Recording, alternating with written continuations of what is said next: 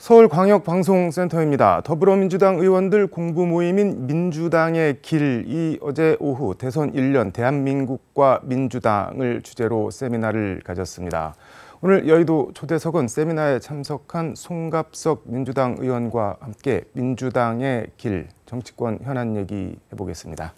의원님 어서 오십시오. 네, 안녕하십니까.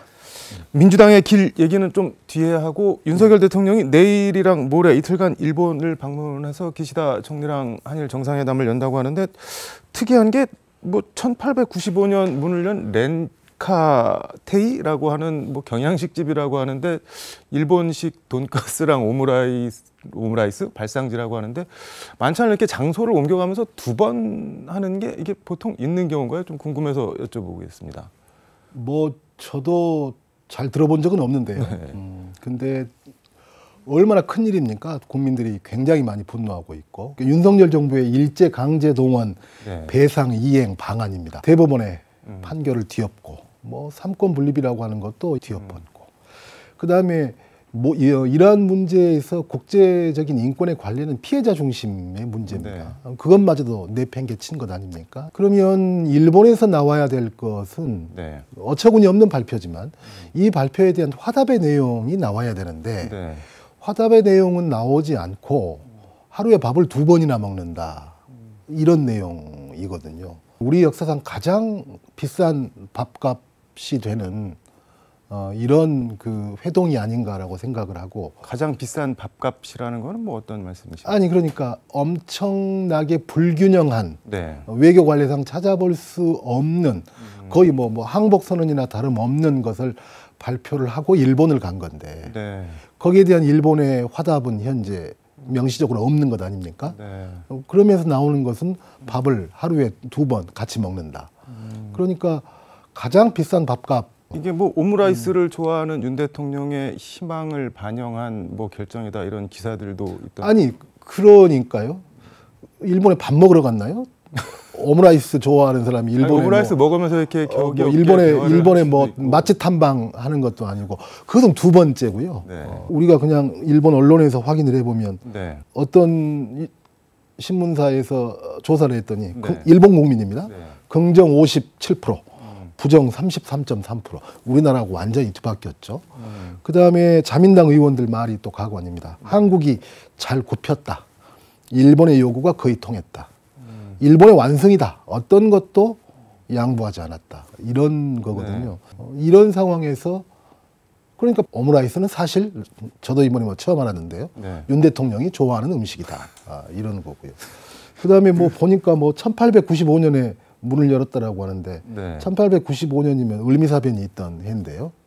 우리 국모 민비가 시해되던 해인데, 어쨌든 이게 밥 2번 먹는 게 자랑거리일 정도로 현재 유일하게 불과 내일인데요. 하루 앞으로 다가왔는데 이 정도 발표할 수 없는 게 현재 매우 공색한 윤석열 대통령실의 입장을 반영하는 것이다라고 생각을 합니다. 어쨌든 한일 정상회담은 열리는데, 뭐 앞으로 한일 관계, 뭐 내일 정상회담을 포함해서 우리 정부가 최소한 이거는 요구하고 일본에서 받아내야 되지 않냐, 그런 마지노선 같은 게 있다면 어떤 게 있을까요?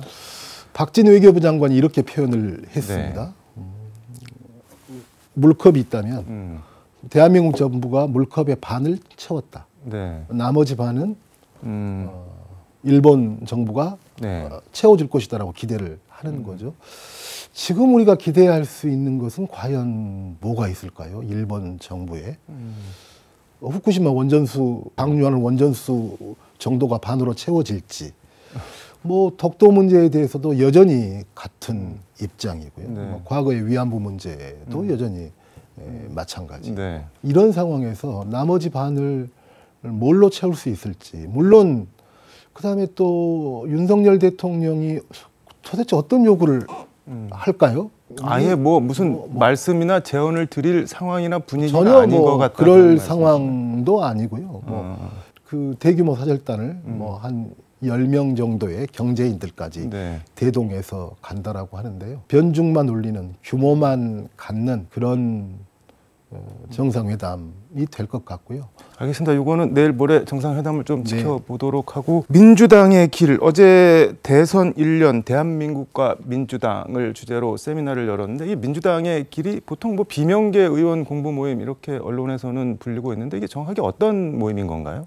저희가 대선에서 참패했죠. 네. 그다음에 연이은 지방선거에서 참패를 했습니다. 네. 그래서 거기에 대한 평가와 반성에 기반해서 개선할 건 개선하고 고칠 것은 고치고 그러면서 그래서 이제 비명계로 불리긴 하지만 네. 결국은 민주당의 혁신의 방안 그래서 그 총선 승리를 할 수 있고 네. 할 수 있는 방안이 뭐냐 하는 것들을 집중적으로 공부하고 논의하는 모임이다 이렇게 생각하시면 될 것 같습니다. 그래서 어제는 어떤 말들이 주로 나왔었나요? 이제 어제 이제 지난 대통령 선거 치른 지 1년이 지나지 않았습니까? 네. 그 1년에 대한 평가였습니다.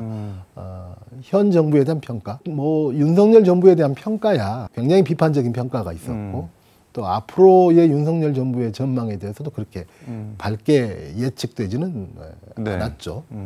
근데 그것은 이제 윤석열 정부고요. 이제 저희가 잘해야 되는데, 저희가 잘해야 되는데, 저희 민주당에 대한 평가도 사실은 굉장히 내부적으로 신랄했고, 굉장히 박한 평가를 스스로도 했고, 또 외부에서 발제하신 분으로부터도 그런 평가를 받았습니다. 이게 이재명 대표 거취를 두고 대표를 뭐 계속 해야 되느냐 말아야 되느냐 일종의 뭐 내홍 막 이런 걸 보이니까는 더욱더 그런 평가가 박하게 나올 수도 있을 것 같은데, 거취 문제 이런 거는 뭐 언급이 됐나요? 아니면 그런 건? 아닙니다. 거취 문제에 대한 언급은 특별하게 없었고요. 민주당을 단결할 수 있고 탕평할 수 있는 그러면서 다양한 의견들을 모을 수 있는 당직으로 인적 쇄신이 필요하다라고 하는 이야기를 저희가 계속했었고 또 이재명 대표의 어찌됐건 사법 리스크는 존재하는 것 아니겠습니까? 그래서 이재명 대표의 사법적 대응을 전 당이 나서서 전 당력을 집중해서 하는 것보다는 이재명 대표의 개인적 대응과 또 당은 당대로 당의 고유한 민생을 중심으로 한 대응을 이렇게 투 트랙으로 해나가는 것이 필요하지 않겠느냐. 투 트랙으로 대응을 하려면은 대표직을 결국 내려놔야 된다는 뭐 논리적 결론으로 가는 건 아니고. 그것은 뭐 지금 뭐 그러니까 뭐 앞으로 이제 진행이 되면서 도저히 대표직을 수행하기는 여러 여건이 쉽지가 않다라고 하는 시점이 오면 또 그때 가서. 근데 고민정 최고위원 같은 경우는 뭐 늦여름에서 초가을 정도 되면은 결정될 것이다 뭐 이런 취지로 얘기를 했는데, 지도부 안에서도 좀 약간 분위기 같은 게 변화 같은 게 있는 건가요? 어떤 건가요? 뭐 저는 지도부 안의 분위기가 어쩐지는 저는 잘 모르겠습니다. 지도부 내부는 모르겠지만 어쨌든 민주당 내에서 뭐 국회의원들도 마찬가지지만 이대로 계속 이런 상태로 계속 갔을 때는 이재명 대표를 중심으로 해서 총선을 치른다라고 하는 것은 어렵지 않겠는가라고 하는 공감대는 저는 또 만만치 않게 있다라고 생각을 합니다. 그런데 그것을 지금 당장 판단을 해서 지금 이재명 대표가 본인의 거취와 관련해서 뭔가 결단을 해야 되고 뭐 그렇게 하기에는 너무 좀 이른 시기다라고 생각을 하고요. 지금은 물론 그것도 이재명 대표의 어떤 결심에 기반해야 되는 면이 상당히 있지만 폭넓게 인적 쇄신을 단행을 한다랄지 그다음에 본인의 사법적 대응에 있어서 지금과는 다른 방식으로 다른 양태로 대응한다랄지 이런 식의 변화는 불가피하다라고 생각을 합니다. 이게 말씀하신 대로 내년 총선이 뭐 양당 모두 절체절명의 과제인데 두 가지 측면이 있는 것 같은데, 공천 관련해서 누가 공천권을 행사하고 공천을 뭐 어떻게 받을 수 있느냐, 뭐 의원들 개인적으로는 그런 게 있을 때고, 하나는 국민의힘이야 당연히 뭐 윤석열 대통령 얼굴로 총선을 치를 거고, 근데 민주당의 딜레마나 고민 같은 거는 말씀하신 대로 이재명 대표 얼굴로 우리가 총선을 이길 수 있을 것이냐 이거잖아요. 그러면 그런 것까지도 지금 약간 논의나 거론이 되고 있는 건가요? 이게 계속 되면은 안 되겠다, 뭐 일종의 위기의식 같은 거? 일단 이제 공천 관련된 말씀은 얼마 전에 저희가 저희 당은 총선 1년 전까지 총선 룰을 세팅을 합니다. 그러니까 4월 초에서 중순까지는 세팅을 하죠. 그 총선 관련된 TF는 룰 TF는 만들어졌고요. 그것은 뭐 꼭 친명 비명할 것 없이 고르게 잘 네. 구성이 됐다라고 생각을 합니다. 그다음에 이제 자꾸 되풀이 말씀을 드리지만 이대로 계속 간다라고 이렇게 흘러간다라고 했을 경우에 네. 이재명 대표를 간판으로 해서 총선을 치르는 게 과연 온당하고 네. 현명한 선택인가 하는 문제에 대한 공감대는 만만치 않게 있습니다. 그런데 아까 말씀드렸듯이 당장에 거치 이전에 네. 사법적 대응이랄지 인적 쇄신이랄지 이런 문제에 대한 어떤 대표의 결단 이런 것들이 저는 우선 필요하다라고 생각을 합니다. 지금의 시점에서는 대표의 거치 이전에 네. 그래서 저는 그런 결단과 그렇게 해서 만약에 이제 폭넓은 인적 쇄신과 또 사법적 대응에 대해서 지금과는 다른 양태의 대응이 된다라고 한다면 또 그걸로 우리가 몇 개월 또 대응을 하면서 또 이제 그 과정에서 다시 한번 몇 달 뒤에 또 한번 판단해 볼 수 있는 이런 또 시기가 올 거다라고 생각합니다. 네, 말씀을 듣다 보니까 그런 궁금함이 들었는데 이제 폭넓은 인적 쇄신이라는 건 지금 뭐 당에 문제가 있어 보이니까는 필요하다는 건데 그 문제의 근본 원인이 인적 쇄신의 대상이 되는 분인데 그 중심이 이재명 대표라고 보는 시각이 있는 거잖아요. 그런데 이재명 대표는 그냥 두고 그 주변에 가령 뭐 사무총장을 바꾼다든지 그게 근본적인 뭐 해결책이 될 수 있느냐 뭐 이런 반론 같은 게 있을 수도 있을 것 같은데요. 아니 대통령도 총리를 포함한 네. 혹은 뭐 총리를 포함하지 않더라도 네. 뭐 장관 개각을 한다거나 이런 경우들이 꽤 있지 않습니까? 분위기 전환. 예, 이게 뭔가 문제가 있을 때 네. 대통령 임기가 있는데 대통령이 바로 물러날 수는 없는 것 아닙니까? 물론 이제 대통령 권력과 당대표 권력의 뭐 차이가 있긴 하지만 차이는 예, 네. 크지만 그래서 이제 저는 지금까지 해왔던 당의 운영이랄지 당의 전략 전술이랄지 네. 사법적 대응이랄지 이런 것들이 그러니까 이제 그 전제가 있는 거잖아요. 지금의 주요 당직 네. 선출직이 아닌 네. 최고위원이나 당대표가 아닌 네. 주요 당직이 친명일색으로 꾸려져 있다라고 하는 것은 누구나 인정하고 있는 것 네. 아니겠습니까?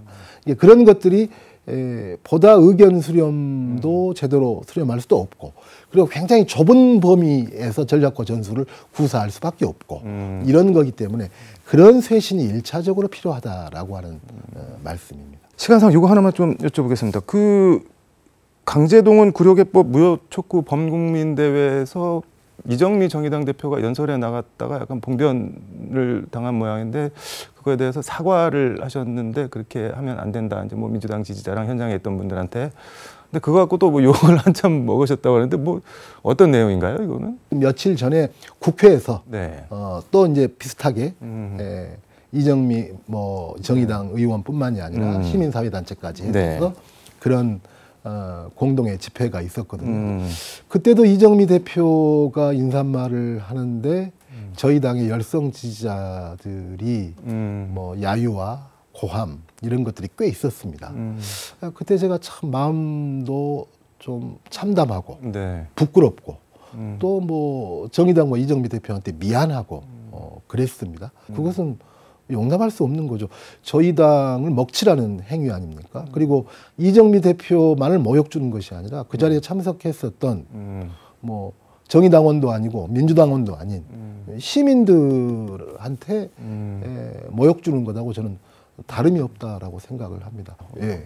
근데 이재명 대표가 어제 뭐 당원 토크 여기서 이제 뭐 이른바 개딸들 수박 깨기 이런 거에 대해서 자해하지 마라, 뭐 그렇죠. 저 폭탄 던지게 하지 마라, 뭐 그런 게 나한테 도움이 되겠냐 이렇게 직접적으로 호소를 했는데도 이게 안 먹히는 것 같은데 그러니까 어떻게 봐야 될까요? 여야 간의 네. 정치가 대화와 타협의 민생을 중심으로 한 타협의 정치가 아니라 네. 적대적 공존을 하고 있는 네. 극심한 대결 양상을 보이고 있다라고 네. 하면서 정치의 양극화를 이야기하지 않습니까? 근데 이것은 고스란히 정당 내부에도 투영되고 있습니다. 소위 뭐 개딸로도 표현되고 이럴 수 있는 강성 지지층의 어떤 당의 어떤 결정에 너무나 과도한 영향을 미치거나 또 너무나 과도하게 본인들의 의사 표현을 하거나 저는 이런 문제 해소하려면 그럼 뭐 어떻게 해야 되는 건가요? 저는 시간은 좀 걸린다라고 생각합니다. 시간은 좀 걸리는데요. 네. 그런데 정치인들이 저는 굉장히 단호하고 분명한 반응을 보여야 된다라고 생각합니다. 저 같은 정치는 무서워해서는 안 됩니다. 좀 용감하고 당당해야 된다라고 생각합니다. 무서워하면 안 된다고 말씀하셨는데 정말 하나도 안 무섭나요? 그런 반응을 보였을 때 뭐 당장 가령 공천에도 뭐 영향이 있는 게 아닌가 뭐 이런 생각을 할 수도 있고 그렇잖아요. 또 뭐 여기서 무섭다 안 무섭다라고 이야기하면 이게 또 뭐 저한테는 별로 좋을 일은 없을 것 같습니다만 그 정도 일을 무서워할 것 같으면 국회의원 안 해야죠. 아, 네. 알겠습니다. 오늘 말씀은 여기까지 듣도록 하겠습니다. 고맙습니다, 의원님. 네. 네, 지금까지 서울광역방송센터에서 송갑석 민주당 의원과 함께 전해드렸습니다.